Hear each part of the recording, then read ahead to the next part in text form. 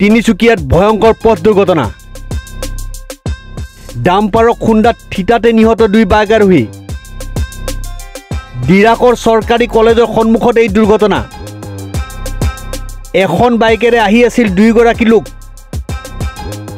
দুৰ্ঘটনা সংঘটিত কৰা ডাম্পাৰখনৰ নম্বৰ হৈছে AS12CC1337 তিনিচুকীয়াৰ ককাপথাৰ ডিৰাক চাৰিআলিত ভয়ঙ্কৰ পথ দুৰ্ঘটনা সংঘটিত হৈছে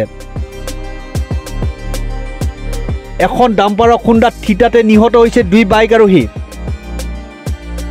ডিৰাকৰ চৰকাৰী কলেজৰ সমীপত সংঘটিত হৈছে এই ভয়ঙ্কৰ দুৰ্ঘটনাটো